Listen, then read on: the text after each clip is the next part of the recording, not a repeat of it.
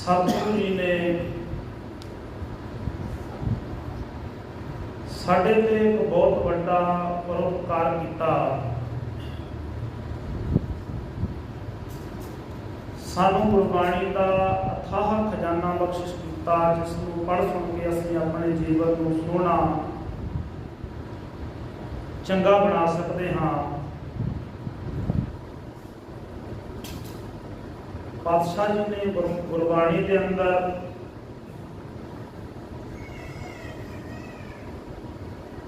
उस वाहिगुरु अकाल पुरख जी वल्लों बख्शिश की हुई मान मर्यादा को एक आम मनुख को समझाया।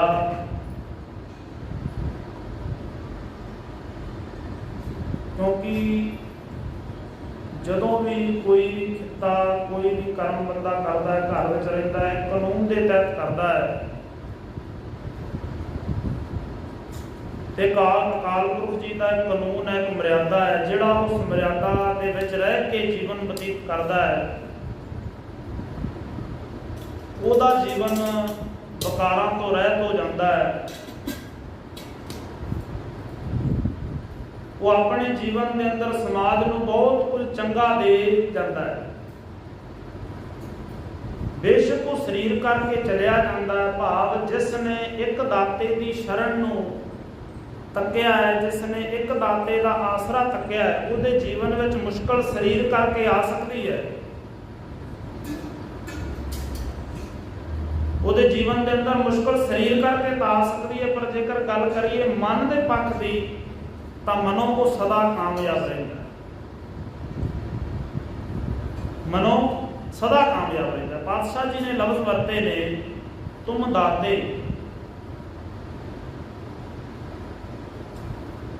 असीं हुण इस पाठ को कई बार सुनिया भी, इस शब्द को कई घरां दे विच इहदा जाप भी हुंदा है, ਲੱਖਾਂ ਵਾਰੀ ਪੜਿਆ, ਹਜ਼ਾਰਾਂ ਵਾਰੀ ਪੜਿਆ, ਕਰੋੜਾਂ ਵਾਰ ਪੜਿਆ, ਜਦੋਂ ਗੁਰੂ ਦੀ ਹਜ਼ੂਰੀ ਵਿੱਚ ਆਇਆ ਉਦੋਂ ਦਾਤਾ ਨਹੀਂ ਬਣ ਕੇ ਆਇਆ, ਦਾਤੇ ਦੇ ਸਾਹਮਣੇ ਭਿਖਾਰੀ ਨਹੀਂ ਬਣ ਕੇ ਆਇਆ। ਤੇ ਆਉਣਾ ਕੀ ਸੀ? ਭਿਖਾਰੀ ਬਣ। ਹਮ ਭੀਖਕ ਭਿਖਾਰੀ ਤੇਰੇ, ਤੂੰ ਨਿਜ ਪਤ ਹੈ ਦਾਤਾ।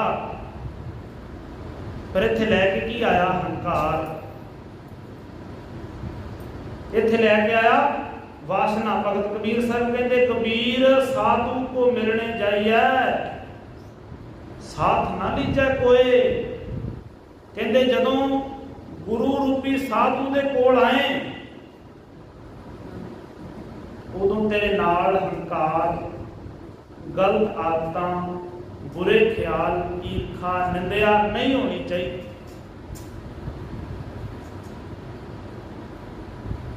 गुरु के सामने सुरखरू पेश होए तू, तेनू निवना ना पए, तेनू शर्मिंदगी महसूस ना करनी पए। ऐसे अपने जीवन नू ढाल जदों गुरु तेरे जीवन में आ जाए। इत्थे सतगुरु जी ने लफ्ज वरते ने तुम दाते ठाकुर प्रतिपालक। हुण दाता एक है, असीं अपने अपने अलग अलग वखरे वखरे दाते बनाए। दद्दा दाता एक है, सबको देवन हार। बादशाह कहते देंदे तोट न आवई अगणत भरे भंडार। गुरबाणी नूं पढ़, गुरबाणी नूं समझ। शायद पढ़िया बथेरिया ने, सुनिया बथेरिया ने, बहुत बारी असीं पाठ कीते, लम्मा समा गुरुद्वारे भी हाजरी भरी, पाठ भी किया,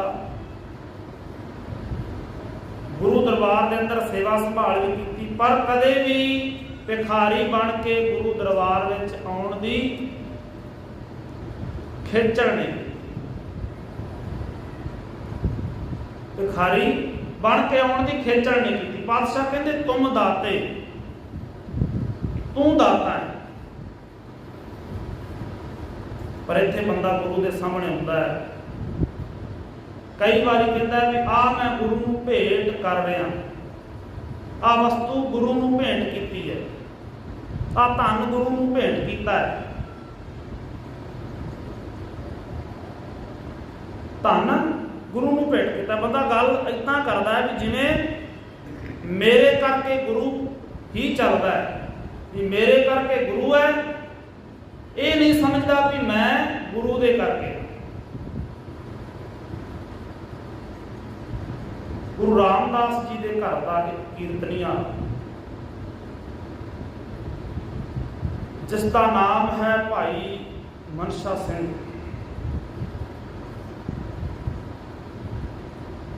ਆਰਥਿਕ ਪੱਖੋਂ ਕਮਜ਼ੋਰ ਹੈ, ਗਰੀਬ ਹੈ। ਵੀ ਘਰ ਵਿੱਚ ਇੰਨਾ ਪੈਸਾ ਹੈ ਵੀ ਆਪਣੇ ਘਰ ਵਿੱਚ ਰੋਟੀ ਪਕਾਉਣ ਦੇ ਲਈ ਉਸ ਕੀਰਤਨੀਏ ਦੇ ਘਰ ਦੇ ਵਿੱਚ, ਉਸ ਗੁਰਸਿੱਖ ਦੇ ਘਰ ਵਿੱਚ ਤਵਾ ਵੀ ਨਹੀਂ।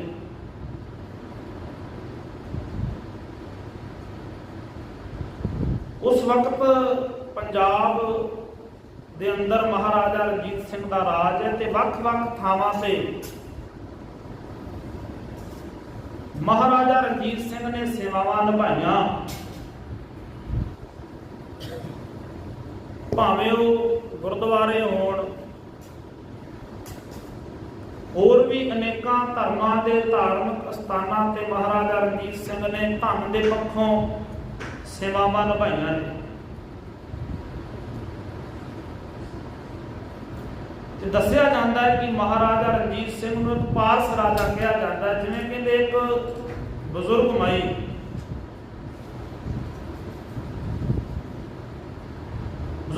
ਨੇ ਸੁਣਿਆ ਵੀ ਮਹਾਰਾਜਾ ਰਣਜੀਤ ਸਿੰਘ ਨੂੰ ਪਾਰਸ ਕਿਹਾ ਜਾਂਦਾ ਹੈ, ਤੇ ਇਸ ਪਾਰਸ ਦੇ ਨਾਲ ਅਸੀਂ ਜਾਣਦੇ ਹਾਂ ਕਿ ਪਾਰਸ ਦੇ ਨਾਲ ਜਿਹੜੀ ਚੀਜ਼ ਛੋ ਜਾਂਦੀ ਹੈ ਉਹ ਸੋਨਾ ਬਣ ਜਾਂਦਾ।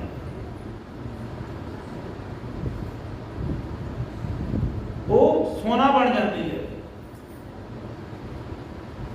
ਇਸ ਮਾਈ ਨੂੰ ਘਰ ਵਿੱਚ ਕੁਝ ਵੀ ਨਾ ਲੱਭਿਆ, ਇੱਕ ਤਵਾ ਲੱਭਿਆ ਤੇ ਜਿੱਥੇ ਮਹਾਰਾਜਾ ਰਣਜੀਤ ਸਿੰਘ ਆਪਣੇ ਤਖਤ ਦੇ ਉੱਤੇ ਬੈਠੇ ਨੇ, ਉੱਤੇ ਹੋਰ ਵੀ ਲੋਕ ਜੋ ਸਹੂਲਤਾਂ ਨੇ ਰਾਜ ਦਰਬਾਰ ਅੰਦਰ ਉਹ ਲੈ ਰਹੇ ਨੇ, ਤੇ ਇੱਥੇ ਮਾਈ ਵੀ ਪਹੁੰਚੀ। ਬਹੁਤ ਭਾਰੀ ਇਕੱਠ ਹੈ। ਰਣਜੀਤ ਸਿੰਘ ਦੀ ਨਿਗਾਹ ਇਸ ਮਾਈ ਤੇ ਪਈ। ਇਹਨੇ ਅਹਿਲਕਾਰਾਂ ਨੂੰ ਕਿਹਾ ਉਸ ਮਾਤਾ ਨੂੰ ਅੱਗੇ ਬੁਲਾਇਆ ਜਾਵੇ। ਰਣਜੀਤ ਸਿੰਘ ਨੇ ਕਿਹਾ, ਕੀ ਪਰੇਸ਼ਾਨੀ ਹੈ ਮਾਤਾ, ਕੀ ਦੁੱਖ ਹੈ? ਇਹਨੇ ਕਿਹਾ, ਆਰਥਿਕ ਪੱਖੋਂ ਕਮਜ਼ੋਰ ਆ। ਸੁਣਿਆ ਹੈ ਤੈਨੂੰ ਪਾਰਸ ਕਿਹਾ ਜਾਂਦਾ ਹੈ, ਤੇ ਪਾਰਸ ਦੇ ਨਾਲ ਜਿਹੜੀ ਚੀਜ਼ ਛੋ ਜਾਂਦੀ ਹੈ ਉਹ ਸੋਨਾ ਬਣ ਜਾਂਦੀ ਹੈ, ਤੇ ਮੈਂ ਇਸ ਕਰਕੇ ਤਵਾ ਲੈ ਕੇ ਆਈ ਹਾਂ। ਇਹ ਤਵਾ ਤੈਨੂੰ ਛੋ ਜਾਏਗਾ ਤੇ ਇਹ ਸੋਨਾ ਬਣ ਜਾਏਗਾ।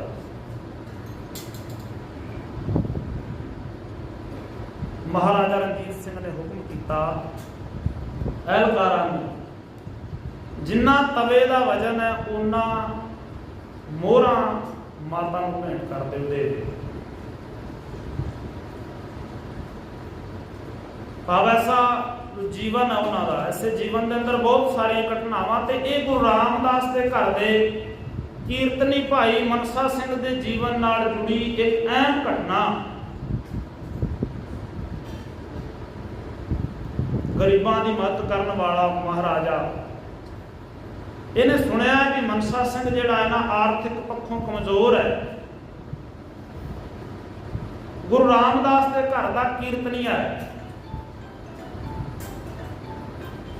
ਜਿਸ ਜਗ੍ਹਾ ਤੇ ਭਾਈ ਸਾਹਿਬ ਦਾ ਘਰ ਹੈ, ਉਸ ਜਗ੍ਹਾ ਦਾ ਟਿਕਾਣਾ ਪੁੱਛ ਕੇ ਮਹਾਰਾਜਾ ਰਣਜੀਤ ਸਿੰਘ ਜਾ ਕੇ ਇਹਦਾ ਦਰਵਾਜ਼ਾ ਖੜਕਾਇਆ, ਤੇ ਅੰਦਰੋਂ ਆਵਾਜ਼ ਆਈ ਹੈ, ਕੌਣ ਹੈ ਭਾਈ?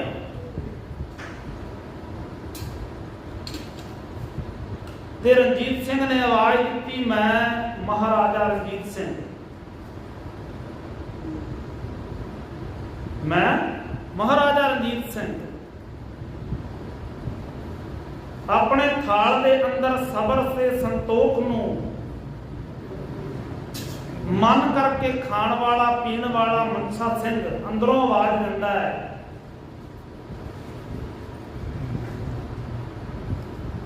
ਮੈਂ ਤਾਂ ਰਣਜੀਤ ਸਿੰਘ ਨੂੰ ਨਹੀਂ ਬੁਲਾਇਆ। ਜਦੋਂ ਗੇਟ ਖੋਲਿਆ, ਦਰਵਾਜ਼ਾ ਖੋਲਿਆ ਤਾਂ ਰਣਜੀਤ ਸਿੰਘ ਨੇ ਕਿਹਾ, ਮੈਂ ਸੁਣਿਆ ਤੂੰ ਆਰਥਿਕ ਪੱਖੋਂ ਬੜਾ ਕਮਜ਼ੋਰ ਹੈ। ਗੁਰੂ ਰਾਮਦਾਸ ਦੇ ਘਰ ਦਾ ਤੂੰ ਕੀਰਤਨੀਆ ਹੈ। ਮੈਂ ਤੈਨੂੰ ਕੁਝ ਕੁ ਦੌਲਤ ਦੇਣੀ ਚਾਹੁੰਦਾ, ਕੁਝ ਪੈਸੇ ਦੇਣੇ ਚਾਹੁੰਦਾ।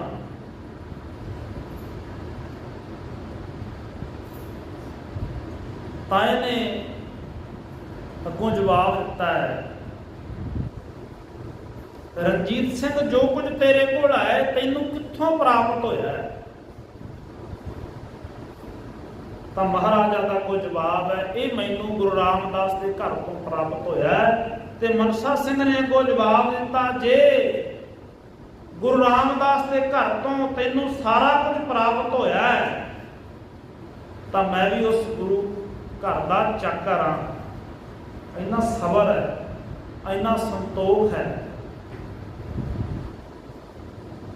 ਐਸੇ ਬਹੁਤ ਸਾਰੇ ਗੁਰਸਿੱਖ ਜਿਨ੍ਹਾਂ ਨੇ ਆਪਣੇ ਆਪ ਨੂੰ ਗੁਰੂ ਦੇ ਸਾਹਮਣੇ ਭਿਖਾਰੀ ਪੇਸ਼ ਕੀਤਾ ਹੈ, ਪਰ ਇੱਥੇ ਅਜੋਕੇ ਹਾਲਾਤਾਂ ਦੇ ਅੰਦਰ ਇਹ ਕਿਹਾ ਜਾਂਦਾ ਵੀ ਮੇਰੇ ਤੋਂ ਵੱਧ ਕੋਈ ਸਿਆਣਾ ਨਹੀਂ ਹੈ, ਮੇਰੇ ਤੋਂ ਵੱਧ ਕੋਈ ਗਿਆਨੀ ਨਹੀਂ ਹੈ। ਬੇਸ਼ੱਕ ਲੱਖਾਂ ਵਾਰੀ ਪੜ੍ਹਿਆ ਹੋਏ, ਬੇਸ਼ੱਕ ਹਜ਼ਾਰਾਂ ਵਾਰੀ ਪੜ੍ਹਿਆ ਹੋਏ, ਜੇਕਰ ਗੁਰੂ ਹਜ਼ੂਰੀ ਵਿੱਚ ਆਉਣ ਵੇਲੇ ਭਿਖਾਰੀ ਬਣ ਕੇ ਨਹੀਂ ਆਏ, ਤੁਮ ਦਾਤੇ ਠਾਕੁਰ ਪ੍ਰਤਪਾਲਕ ਵਾਲਾ ਸ਼ਬਦ ਸਾਰਾ ਪੜ੍ਹਿਆ ਹੋਇਆ ਵਿਅਰਥ ਹੈ। ਅੱਗੇ ਪਾਤਸ਼ਾਹ ਵਿੱਚ ਵਰਤੇ, ਠਾਕੁਰ ਪ੍ਰਤਪਾਲਕ ਸਾਰਿਆਂ ਦੀ ਪ੍ਰਤਪਾਲਨਾ ਕਰਦਾ,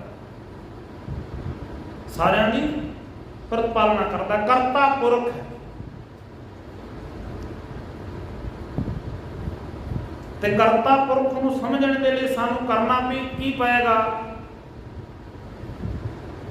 ਗੁਰਬਾਣੀ ਦੇ ਅੰਦਰ ਮੁੰਦਾਵਣੀ ਦਾ ਸ਼ਬਦ ਹੈ। ਪੰਜਵੇਂ ਪਾਤਸ਼ਾਹ ਕਹਿੰਦੇ, ਥਾਲ ਵਿੱਚ ਤਿੰਨ ਵਸਤੂ ਪਈਓ, ਸਤ ਸੰਤੋਖ ਵਿਚਾਰੋ। ਜੇਕਰ ਗੁਰੂ ਦੇ ਸਾਹਮਣੇ ਮੰਗਤਾ ਬਣ ਕੇ ਆਉਣਾ ਹੈ ਤਾਂ ਨਿਮਰਤਾ ਲਿਆਉਣੀ ਹੈ, ਤਾਂ ਆਪਣੇ ਮਨ ਰੂਪੀ ਥਾਲ ਦੇ ਵਿੱਚ ਸਤ ਭਾਵ ਸਚਾਈ ਤੇ ਸੰਤੋਖ ਨੂੰ ਲਿਆ। ਅੰਮ੍ਰਿਤ ਨਾਮ ਠਾकुर का पयो जिसका सबस आधारो। जे जीवन का उधार चाहना है तो संतोख ਨੂੰ जीवन अंदर लिया, संतोख ਨੂੰ जीवन अंदर लिया। पातशाह कहते धौल धर्म दया का पूत संतोख थाप रखिया जिन सूत। जेकर संतोख जीवन विच आउण दा तरीका इको ही है, उस दे नाल जुड़ जिन्हें एक सूत दे विच संतोख नूं परो के रखिया होया। धौल धर्म दया का पूत संतोख थाप रखिया जिन सूत। सूत का अर्थ एक थां ते, एक थां ते जिन्हें परो के रखिया होया। ते जदों संतोख जीवन में आ गया, सबर आ गया, धीरज आ गया, संजम आ गया, बेशक शरीर करके मुश्किल आएगी पर जमीर करके जीवन में कोई भी मुश्किल नहीं आएगी। मन के पक्ष तो बंदा सदा मजबूत रहेगा, सदा मजबूत रहेगा। इत्थे गुरु घर के कीर्तियां के घर उस वक्त के हुक्मरान हुकूमत का बादशाह महाराजा रणजीत सिंह आउंदा है, पर अगों कीर्तनीय का जवाब है कि जे तेनू सारियां दातां गुरु रामदास के घर तो मिलियां ने, मेरे कोल भी सारा कुछ है। क्यों? क्योंकि मैं भी गुरु रामदास के घर का चाकर हाँ। पर अज सब तो वध धर्मी कहाउण वाले मनुख समय दीयां हुकूमतां दे नाल तुरदे ने, समय दी हुकूमतां दा पल्ला फड़दे ने, उन्हां नूं साथ मिलदा है।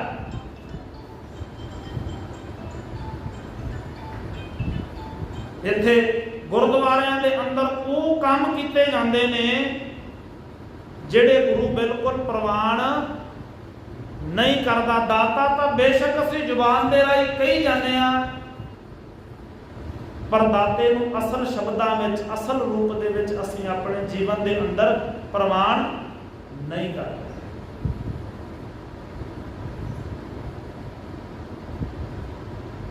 असीं जीवन के अंदर प्रवान लिया नहीं रहे उसकी बाणी, उसकी समझ जो सानू देना चाहता है।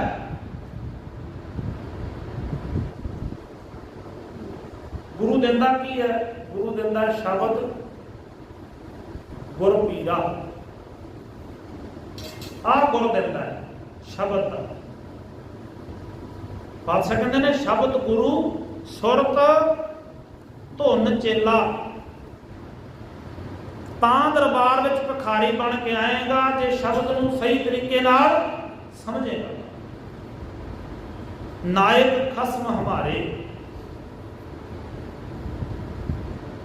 जदों दाते नूं दाता करके जानना शुरू करता, समझ आएगी हे पातशाह, हे अकाल पुरख, तू साडा नायक है, साडा आगू है। फिर सानू जिहड़े धर्म दे आगू ने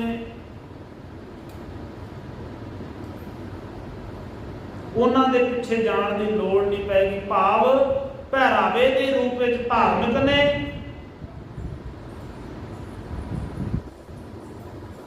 पर उन्हां दे अंदर, उन्हां दे विचारां दे अंदर, मन दे अंदर कुछ हो रहा है जिन्हों पातशाह की बाणी कहती है जिन मन होर मुख होर। ते कांडे कच्चे ते जुड़ किहदे नाल?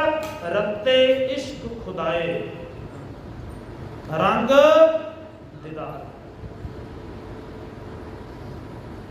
कहते उस मालक दे रंग दे विच रंगिया जा। लाल रंग तिसको लगा जिसके वडभागा। जे अपने जीवन को वडभागा सोहना बनाना है, हजूर कहते ने सच्चे परमात्मा के रंग विच रंगिया जा।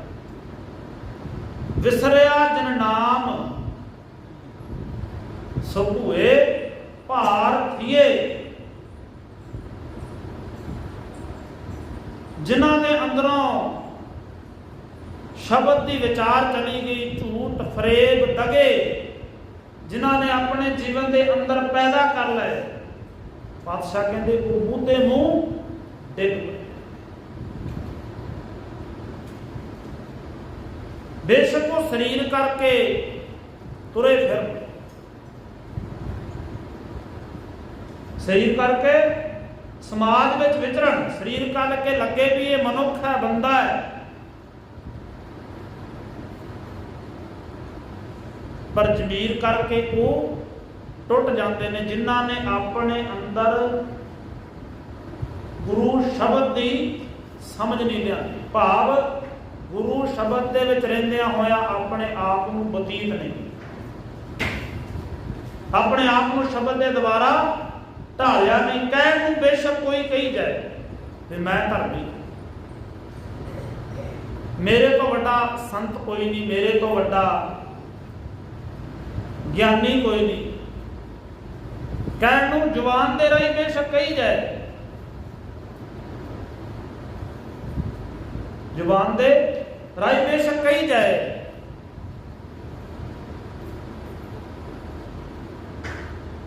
पर जेकर अंदरों पूरा गुरमत के दायरे में नहीं है तो ये गुरु परवाह। पातशाह कहते नायक खसम हमारे निमख निमख तुम ही प्रतिपालो। हम बारक तुमरे तारे। गुरु उदों प्रवान करेगा जदों असीं गुरु की हजूरी विच बालक बन के आवांगे, न्याणे बन के आवांगे। गुरु सानू उदों प्रवान करेगा, असीं आउंदे आ सियाणे बन के। ਅਸੀਂ ਆਉਂਦੇ ਹਾਂ ਵਿਦਵਾਨ ਬਣ ਕੇ, ਅਸੀਂ ਆਉਂਦੇ ਹਾਂ ਧਨਾੜ ਬਣ ਕੇ ਵੀ ਪਾਤਸ਼ਾਹ ਆ ਤੇਰੇ ਘਰ ਨੂੰ ਦਾਨ ਦੇਣ ਲੱਗਿਆ। ਇੰਨਾ ਵੱਡਾ ਦਾਨ ਅੱਜ ਤੋਂ ਪਹਿਲਾਂ ਕਿਸੇ ਨੇ ਦਿੱਤਾ ਨਹੀਂ ਹੋਣਾ। ਪਰ ਪਾਤਸ਼ਾਹ ਕਹਿੰਦੇ ਜੇਕਰ ਜੀਵਨ ਵਿੱਚ ਸਫਲਤਾ ਹੈ ਤਾਂ ਉਹ ਬਾਲਕ ਬਣ ਕੇ ਆਏਗੀ, ਜੇਕਰ ਨਿਆਣਾ ਬਣ ਕੇ ਆਏਗਾ ਗੁਰੂ ਹਜ਼ੂਰੀ ਵਿੱਚ, ਗੁਰੂ ਗ੍ਰੰਥ ਸਾਹਿਬ ਨੂੰ, ਗੁਰੂ ਨੂੰ ਪਿਤਾ ਸਮਝੇਗਾ ਤਾਂ। ਹੁਣ ਛੋਟਾ ਨਿਆਣਾ ਹੌਲੀ ਹੌਲੀ ਤੁਰਦਾ ਹੈ, ਉਂਗਲ ਫੜ ਕੇ ਉਹਨੂੰ ਤੋਰਿਆ ਜਾਂਦਾ ਮਾਪਿਆਂ ਵੱਲੋਂ। ਹੌਲੀ ਹੌਲੀ ਸਮਾਜ ਵਿੱਚ ਜਦੋਂ ਵਿਚਰਦਾ ਹੈ, ਵੱਡਾ ਹੁੰਦਾ ਹੈ ਉਮਰ ਦੇ ਹਿਸਾਬ ਨਾਲ, ਮਾਪਿਆਂ ਦੇ ਰਾਹੀਂ, ਦੋਸਤ ਮਿੱਤਰਾਂ ਦੇ ਰਾਹੀਂ ਕੁਝ ਸਿੱਖਦਾ ਹੈ, ਕੁਝ ਸਿੱਖਦਾ ਹੈ। ਬੰਦਾ ਆਪਣੇ ਜੀਵਨ ਦੇ ਅੰਦਰ ਸਿੱਖਣ ਦੀ ਕੋਸ਼ਿਸ਼ ਕਰਦਾ ਹੈ, ਬਚਪਨ ਤੋਂ ਸਾਰਾ ਕੁਝ ਸਿੱਖਦਾ ਹੈ। ਕਈ ਚੀਜ਼ਾਂ ਬੱਚਾ ਵੇਖ ਕੇ ਕਰਦਾ ਹੈ, ਪਰ ਅਸੀਂ ਗੁਰੂ ਹਜ਼ੂਰੀ ਵਿੱਚ, ਗੁਰੂ ਪਿਤਾ ਦੇ ਸਾਹਮਣੇ ਨਿਆਣੇ ਬਣ ਕੇ ਨਹੀਂ ਆਏ। ਪਾਤਸ਼ਾਹ ਕਹਿੰਦੇ ਨਿਮਖ ਨਿਮਖ ਤੁਮ ਹੀ ਪ੍ਰਤਪਾਲੋ, ਹਮ ਬਾਰਕ ਤੁਮਰੇ ਧਾਰੇ। ਜੇਕਰ ਪਾਰ ਉਤਾਰਾ ਹੈ, ਜੀਵਨ ਵਿੱਚ ਸਫਲਤਾ ਹੈ, ਤਾਂ ਉਹ ਬਾਲਕ ਬਣ ਕੇ ਆਉਣਾ ਪਏਗਾ, ਭਾਵ ਨਿਭ ਕੇ ਆਉਣਾ ਪਏਗਾ। ਬੇਸ਼ੱਕ ਸਰੀਰ ਕਰਕੇ ਬੰਦਾ ਜੋਦੜੀਆਂ ਕਰੇ, ਸਰੀਰ ਕਰਕੇ ਲੰਮਾ ਲੰਮਾ ਟਾਈਮ ਗੁਰੂ ਦੇ ਸਾਹਮਣੇ ਅਰਦਾਸ ਕਰੇ। ਕਈ ਵੀਰ ਗੁਰੂ ਹਜ਼ੂਰੀ ਵਿੱਚ ਲੰਮੇ ਪੈ ਜਾਂਦੇ ਨੇ, ਬੜਾ ਬੜਾ ਲੰਮਾ ਸਮਾਂ ਅਰਦਾਸ, ਮੱਥੇ ਟੇਕਦੇ, ਪਰ ਉਹਨਾਂ ਦੇ ਮਨ ਦਾ ਝੁਕਾਅ ਨਹੀਂ ਹੈ। ਮਨ ਦੇ ਅੰਦਰ ਦਾ ਜਿਹੜਾ ਝੁਕਾਅ ਹੈ ਉਹ ਨਹੀਂ ਹੈ। ਸ਼ਾਇਦ ਵਿਖਾਵੇ ਲਈ ਹੈ, ਕਿਤੇ ਉਹ ਜਿਹੜੀ ਜੋਦੜੀ ਹੈ, ਉਹ ਅਰਦਾਸ ਹੈ, ਕਿਤੇ ਲਾਲਸਾ ਨਾਲ ਜੁੜੀ ਹੋਈ ਹੈ, ਲਾਲਚ ਨਾਲ ਜੁੜੀ ਹੋਈ ਹੈ। ਹੁਣ ਬੰਦਾ ਸੁੱਖ ਤਾਂ ਮੰਗਦਾ ਹੈ ਗੁਰੂ ਕੋਲ ਆ ਕੇ, ਦੁੱਖ ਦੀ ਕੋਈ ਵੀ ਕਾਮਨਾ ਨਹੀਂ ਕਰਦਾ। ਤੇ ਦਾਤਾ ਕਹਿੰਦਾ ਵੀ ਜੇਕਰ ਤੂੰ ਮੇਰੇ ਨਾਲ ਜੁੜਨਾ ਹੈ ਤਾਂ ਦੁੱਖ ਸਰੀਰ ਕਰਕੇ ਜ਼ਰੂਰ ਆਏਗਾ, ਪਰ ਮਨ ਜਿਹੜਾ ਹੈ ਨਾ ਉਹ ਮਜ਼ਬੂਤ ਹੋ ਜਾਏਗਾ। ਨੌਵੇਂ ਪਾਤਸ਼ਾਹ ਗੁਰੂ ਤੇਗ ਬਹਾਦਰ ਸਾਹਿਬ ਸੱਚੇ ਪਾਤਸ਼ਾਹ ਨੂੰ ਚਾਂਦਨੀ ਚੌਂਕ ਦੇ ਵਿੱਚ ਸ਼ਹੀਦ ਕਰ ਦਿੱਤਾ ਜਾਂਦਾ ਹੈ, ਨਾਲ 3 ਸਿੱਖਾਂ ਨੂੰ ਵੀ ਸ਼ਹੀਦ ਕੀਤਾ ਜਾਂਦਾ ਹੈ।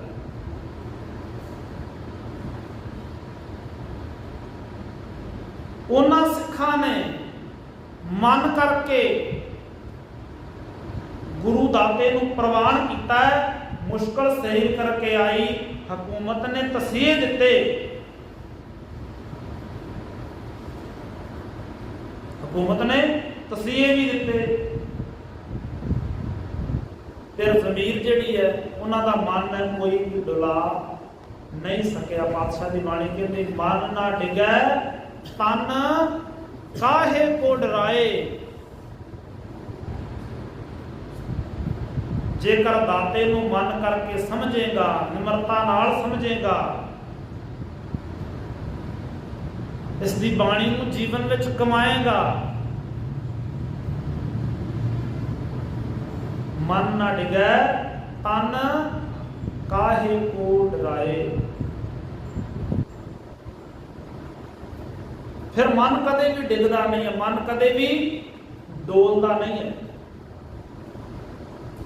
ਤਨ ਕਰਕੇ ਜਿੰਨੇ ਮਰਜ਼ੀ ਤਸੀਹੇ ਦੇ ਦਿੱਤੇ ਜਾਣ, ਝੱਲਣ ਨੂੰ ਤਿਆਰ ਹੈ, ਪਰ ਮਨ ਦੇ ਪੱਖ ਤੋਂ ਕਾਮਯਾਬ। ਪਾਤਸ਼ਾਹ ਕਹਿੰਦੇ ਹਮ ਬਾਰਕ ਤੁਮਰੇ ਧਾਰੇ, ਜਿਹਵਾ ਏਕ। ਜ਼ੁਬਾਨ ਇੱਕ ਹੈ, हे ਦਾਤਾ ਜੀ ਜ਼ੁਬਾਨ ਇੱਕ ਹੈ, ਕਾਵਣ ਗੁਣ ਕਹੀਐ। ਤੂੰ ਮੇਰੋ ਮੇਰ ਪਰਬਤ ਸੁਆਮੀ।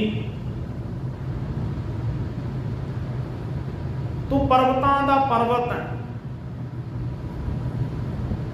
तेरी महानता बड़ी है। वड्डा तेरा दरबार सच्चा तुद तख्त।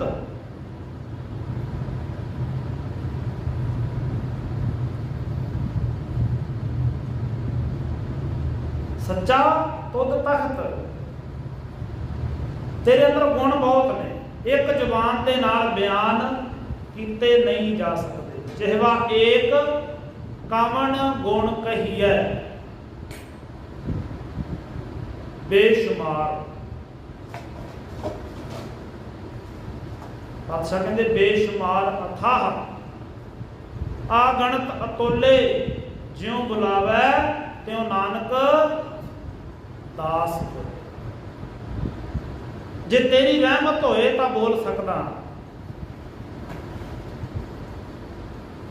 जे तेरी कृपा तेरी रहमत है तो बोल सकदा। तेरी रहमत तो बगैर मेरे जीवन में कुछ भी उतरा चढ़ा नहीं आ सकते।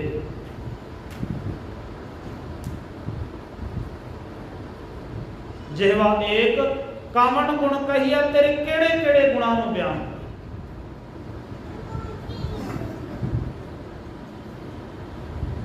गावण तुद नूं पंडित पढ़न रखीसर, जुग जुग वेदां नाले। अनेकां ने गाया,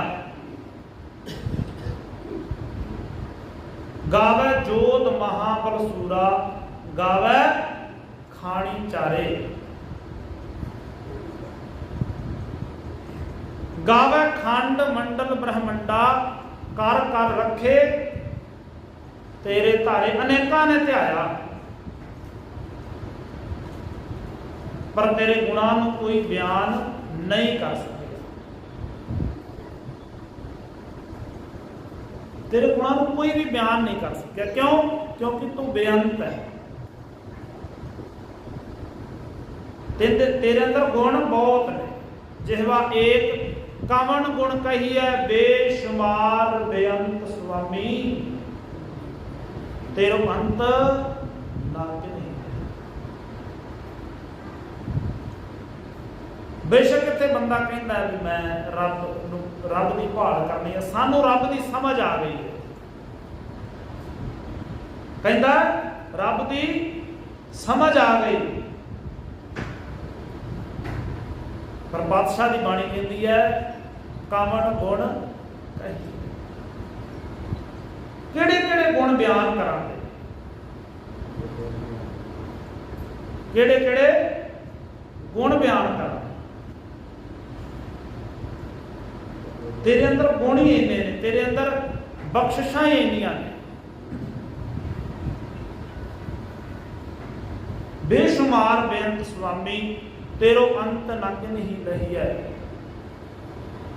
तेरा अंत किसी ने भी पाया नहीं है। ते जिन्हां ने तेरे गुणां की कमाई की है, उन्होंने जीवन अंदर मान हासिल किया है। उन्होंने जीवन के अंदर सत्कार मिलया है, सत्कार मिलया है।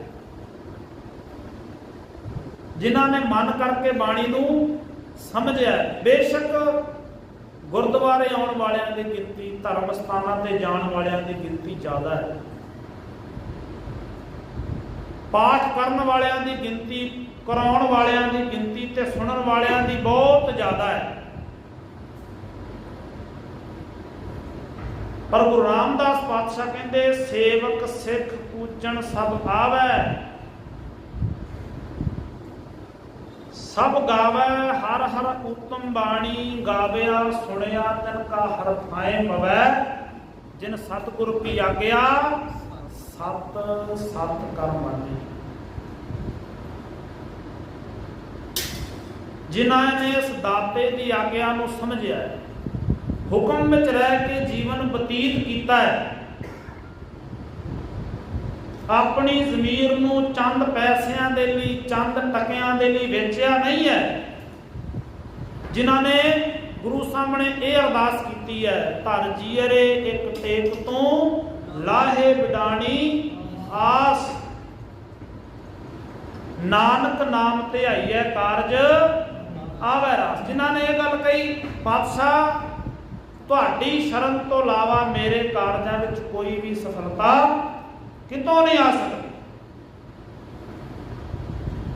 ਬੇਸ਼ੱਕ ਵੱਡੇ ਵੱਡੇ ਧਾਰਮਿਕ ਅਦਾਰੇ, ਧਾਰਮਿਕ ਬੰਦੇ ਕਹਿ ਦੇਣ ਵੀ ਆ ਸਾਡੇ ਕੋਲੋਂ ਦਾਤ ਮਿਲਦੀ ਹੈ, ਆਹ ਦੁੱਧ ਲੈ ਜਾ ਪੁੱਤ ਲੈ ਜਾ, ਪਰ ਪਾਤਸ਼ਾਹ ਦੀ ਬਾਣੀ ਕਹਿੰਦੀ ਜਿਹੜਾ ਮਨ ਕਰਕੇ ਜੁੜ ਜਾਂਦਾ ਉਹਦੇ ਅੰਦਰ ਇਹ ਵਿਸ਼ਵਾਸ ਪੈਦਾ ਹੋ ਜਾਂਦਾ ਹੈ, ਉਹ ਮਜ਼ਬੂਤ ਹੋ ਕੇ ਗੱਲ ਕਹਿੰਦਾ ਲਾਹ ਵਿਡਾਣੀ ਆਸ, ਮੈਨੂੰ ਸਾਰਿਆਂ ਦਾ ਆਸਰਾ ਮੁੱਕ ਗਿਆ, ਮੈਨੂੰ ਹੁਣ ਕਿਸੇ ਦੀ ਟੇਕ ਨਹੀਂ ਹੈ, ਮੈਨੂੰ ਕਿਸੇ ਦਾ ਆਸਰਾ ਨਹੀਂ ਹੈ। ਹੁਣ ਆਸਰਾ ਇੱਕੋ ਹੀ ਹੈ, ਹਮ ਭੀਖਕ ਭਿਖਾਰੀ ਤੇਰੇ ਤੂੰ ਨਿਜ ਪਤ ਹੈ ਦਾਤਾ। ਹੁਣ ਇੱਕੋ ਹੀ ਆਸਰਾ ਹੈ, ਦੱਦਾ ਦਾਤਾ ਏਕ ਹੈ, ਸਮਝ ਆ ਗਈ ਜੀਵਨ ਦੇ ਅੰਦਰ ਵੀ ਦਾਤਾ ਇੱਕੋ ਹੀ ਹੈ ਤੇ ਉਸ ਤੱਕ ਕਿਸੇ ਦੀ ਪਹੁੰਚ ਨਹੀਂ ਹੈ, ਉਹਦੇ ਗੁਣ ਜਿਹੜੇ ਨੇ ਬੇਅੰਤ ਨੇ, ਉਹਦੀ ਮਹਿਮਾ ਜਿਹੜੀ ਹੈ ਕਥਨ ਤੋਂ ਪਰੇ ਹੈ, ਤੇ ਉਹਨੂੰ ਜੀਵਨ ਵਿੱਚ ਲਿਆਉਣਾ ਕਿਵੇਂ ਹੈ? ਪਾਤਸ਼ਾਹ ਕਹਿੰਦੇ ਹੁਕਮ ਰਜ਼ਾਈ ਚੱਲਣਾ ਨਾਨਕ ਲਿਖਿਆ ਨਾਮ, ਹੁਕਮ ਦੇ ਵਿੱਚ ਰਹਿ ਕੇ ਜੀਵਨ ਨੂੰ ਬਤੀਤ ਕਰਨਾ, ਭਾਵ ਭੈੜੀਆਂ ਆਦਤਾਂ ਵਾਸ਼ਨਾਵਾਂ ਨੂੰ ਤਿਆਗਣਾ, ਉਸ ਦਾਤੇ ਨੂੰ, ਉਸ ਪਰਮੇਸ਼ਰ ਨੂੰ ਜੀਵਨ ਵਿੱਚ ਕਮਾਉਣਾ ਹੈ, ਜੀਵਨ ਵਿੱਚ ਲਿਆਉਣਾ ਹੈ।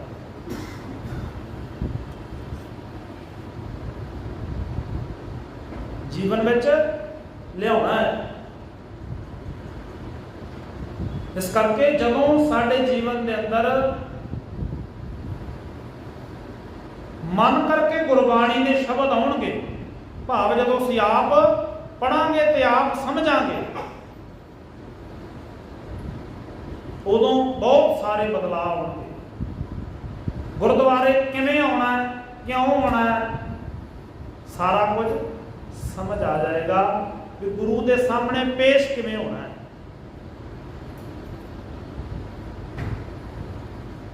ਦੁਨੀਆ ਵਿੱਚ ਰਹਿੰਦਿਆਂ ਹੋਇਆਂ ਗੁਰੂ ਦਾ ਹੁਕਮ ਹੈ ਕਿ ਕੋਈ ਵੀ ਬੁਰਾ ਕਰਮ ਨਾ ਕਰ। ਫਰੀਦਾ ਜੇ ਤੂੰ ਅਕਲ ਲਤੀਫ ਕਾਲੇ ਲਿਖ ਨਾ, ਜੇਕਰ ਸਹੀ ਮਨ ਕਰਕੇ ਤੂੰ ਗੁਰੂ ਦਾ ਸਿੱਖ ਹੈ ਤਾਂ ਬੁਰਾ ਕਰਮ ਨਾ ਕਰ। ਆਪ ਨੜੈ ਗਿਰੀਵਾਨ ਮੈਂ ਸਿਰ ਨੀਵਾ ਕਰ, ਆਪਣੇ ਅੰਤਰ ਝਾਤ ਮਾਰ ਵੀ ਮੇਰਾ ਗੁਰੂ ਮੈਨੂੰ ਸਿੱਖਿਆ ਕੀ ਦਿੰਦਾ ਹੈ ਤੇ ਮੈਂ ਤੁਰਿਆ ਕਿੱਧਰ ਨੂੰ, ਮੇਰਾ ਖਿਆਲ ਕਿਹੜਾ ਹੈ, ਮੇਰਾ ਖਿਆਲ ਕਿਹੜਾ। ਇਸ ਕਰਕੇ ਭਾਈ ਸਾਨੂੰ ਲੋੜ ਹੈ ਅਸੀਂ ਗੁਰੂ ਗ੍ਰੰਥ ਸਾਹਿਬ ਨੂੰ ਆਪਣਾ ਇਸ਼ਟ ਮੰਨਦਿਆਂ ਹੋਇਆਂ ਜਿੱਥੇ ਤਨ ਕਰਕੇ ਅਸੀਂ ਗੁਰੂ ਹਜ਼ੂਰੀ ਵਿੱਚ ਆਉਣਾ ਹੈ, ਉੱਥੇ ਮਨ ਕਰਕੇ ਵੀ ਗੁਰੂ ਦੀ ਵਿਚਾਰ ਨੂੰ, ਗੁਰੂ ਦੇ ਆਸ਼ੇ ਮੁਤਾਬਕ ਜੀਵਨ ਜਿਹੜਾ ਹੈ ਬਤੀਤ ਕਰੀਏ, ਮਨ ਕਰਕੇ ਵਿਚਾਰ ਜੀਵਨ ਅੰਦਰ ਲਿਆਈਏ। ਹਰੇਕ ਸਿੱਖ ਆਪਣੇ ਘਰ ਵਿੱਚ ਸਹਿਜ ਪਾਠ ਕਰੇ, ਇੱਕ ਅੰਗ ਇੱਕ ਸ਼ਬਦ ਰੋਜ਼ ਪੜ੍ਹੇ, ਪਰ ਅਰਥਾਂ ਸਮੇਤ ਸਮਝ ਕੇ ਪੜ੍ਹੇ, ਬਾਣੀ ਦਾ ਪਤਾ ਲੱਗ ਸਕੇ ਕਿ ਸਾਨੂੰ ਗੁਰੂ ਪਾਤਸ਼ਾਹ ਨੇ ਆਹ ਜਿਹੜਾ ਖਜ਼ਾਨਾ ਬਖਸ਼ਿਸ਼ ਕੀਤਾ ਹੈ, ਇਹਦੇ ਅੰਦਰ ਸਾਡੇ ਲਈ ਉਪਦੇਸ਼, ਸਾਡੇ ਜੀਵਨ ਦੇ ਬਦਲਾਅ ਲਈ ਕੀ ਕੀ ਉਪਦੇਸ਼ ਪਾਤਸ਼ਾਹ ਨੇ ਦਿੱਤੇ ਨੇ। ਲੋੜ ਹੈ ਭਾਈ। ਬਹੁਤ ਧੰਨਵਾਦ ਸਮੂਹ ਸੰਗਤ ਦਾ, ਪ੍ਰਬੰਧਕ ਕਮੇਟੀ ਦਾ, ਜਿਨ੍ਹਾਂ ਨੇ ਹਰ ਮਹੀਨੇ ਦੀ ਪੂਰਨਮਾਸ਼ੀ ਨੂੰ ਮੁੱਖ ਰੱਖਦਿਆਂ ਧੁਰ ਕੀ ਬਾਣੀ ਆਈ ਸਗਲੀ ਚਿੰਤ ਮਟਾਈ ਜੀ ਦੇ ਅਖੰਡ ਪਾਠ ਸਾਹਿਬ ਕਰਵਾਏ ਜਾਂਦੇ ਨੇ, ਤੇ ਜਿਨ੍ਹਾਂ ਸੰਗਤਾਂ ਨੇ ਗੁਰੂ ਦਰਬਾਰ ਦੀ ਹਾਜ਼ਰੀ ਭਰੀ, ਸਤਿਗੁਰੂ ਦੀ ਹਾਜ਼ਰੀ ਕਰਕੇ ਪ੍ਰਵਾਨ ਕਰਨ, ਗੁਰਮਤਿ ਵਿਚਾਰਾਂ ਕਰਦਿਆਂ ਬੇਅੰਤ ਭੁੱਲਾਂ ਹੋ ਜਾਂਦੀਆਂ ਨੇ, ਭੁੱਲਾਂ ਗਲਤੀਆਂ ਦੀ ਖਿਮਾ ਕਰਨੀ। ਅਗਾਹਾਂ ਤੋਂ ਪਾਤਸ਼ਾਹ ਸੁਮਤ ਬਖਸ਼ਿਸ਼ ਕਰਨ, ਇੰਨੀਆਂ ਬੇਨਤੀਆਂ ਪ੍ਰਵਾਨ ਕਰਿਓ। ਬੁਲਾਓ ਫਤਿਹ ਜੀ। ਵਾਹਿਗੁਰੂ ਜੀ ਕਾ ਖਾਲਸਾ, ਵਾਹਿਗੁਰੂ ਜੀ ਕੀ ਫਤਿਹ।